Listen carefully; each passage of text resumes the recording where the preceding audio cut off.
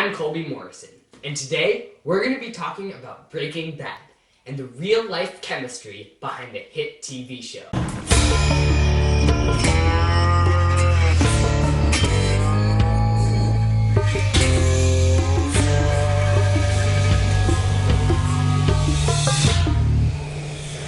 I'm going to be talking about three major toxins used on the show Breaking Bad, and their real-life biochemistry and how they're made. The first of which is Lily of the Valley. Lily of the Valley, or Contravola majalis, is integral to the season 4 plot of Breaking Bad. Santa's most likely a flower called Lily of the Valley. The plant actually comes from the asparagus family and has some very appealing red berries. And it's like common. It's got these red berries on it that I guess taste sweet, and sometimes little kids eat them and wind up poisoning themselves, and that's it. Nothing more. The New York Times confirms that this plant contains over 35 different cardiac glycosides, the strongest of which being Contravola toxin, which the EMA confirms to have an LD50 of 30 micrograms per kilogram in rats. Cardiac glycosides contract the muscles around the heart by stopping the flow of the potassium-sodium pumps that exist in the membrane of cells, and these pumps regulate the amount of sodium and potassium ions in cells. When stopped, the sodium buildup outside of the cell contracts in on the muscles around the heart, eventually causing it to stop beating. Other symptoms include gastrointestinal problems, vomiting, diarrhea, blurry vision, disorientation, headaches, skin rashes. You get the idea. However, on the bright side, if ingested in small enough doses, a hospital cure is available. He's gonna pull through. Yeah, it looked kind of touch and go there for a while, but he's gonna make it. This is not so much the case with ricin.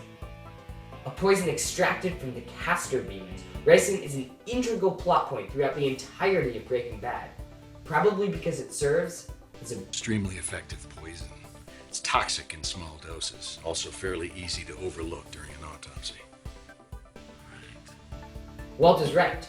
Ricin is very hard to detect, partly because of the fact that its LD50 is only 22 micrograms per kilogram. Ricin is also very easy to make, as you can see from this original patent from 1952. All you need are castor beans that are used in practice for their oil, sulfuric acid, sodium carbonate, sodium sulfate. Do a few reactions, and you've got ricin. In fact, you could even do it on your kitchen table. In the body, ricin stops the cell's ability to make rRNA, making cell division impossible and leading to cellular death. After ingestion and feeling symptoms that include fever, nausea, chest tightness, low blood pressure, and respiratory failure, you'll be dead within 36 to 48 hours. How are you feeling? Kind of under the weather? Like you've got the flu? That would be the ricin I gave you. The final toxin I'm going to be talking about on Breaking Bad is, of course, methamphetamine.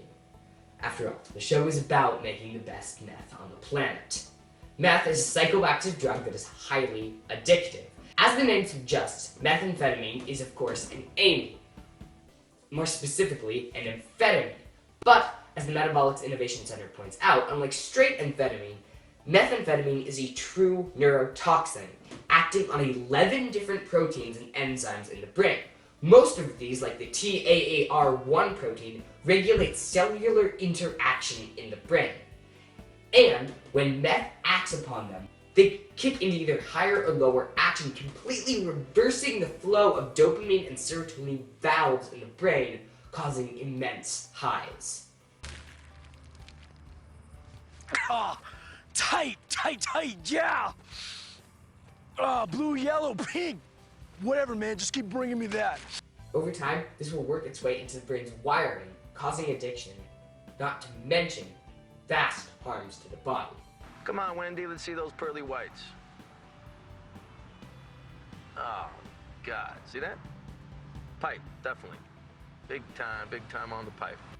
Meth itself is a true toxin with an LD50 of 57 milligrams per kilogram. Minor overdose can lead to symptoms such as irregular heartbeat or higher low blood pressure, whereas a higher overdose will lead to death. Methamphetamine can be manufactured in many ways, but the way that Walt and Jesse use on the show is called reductive amination, which is a way to turn functional groups such as ketones into amines, and is used throughout the pharmaceutical industry. We're going to make phenylacetone in a tube furnace, and we're going to use reductive amination to yield methamphetamine, 4 pounds. So no pseudo. No pseudo. As Walt says, he and Jesse use self-made phenylacetone, and when mixed with a hard-to-get gas called methylamine, they can use reductive amination to yield their famous blue sky methamphetamine. However, I wouldn't recommend doing this at home, because, as Walt says, All right, we make poison for people who don't care. so don't go out and make any poison, but I hoped you learned a little bit about them from this video. Thanks for watching.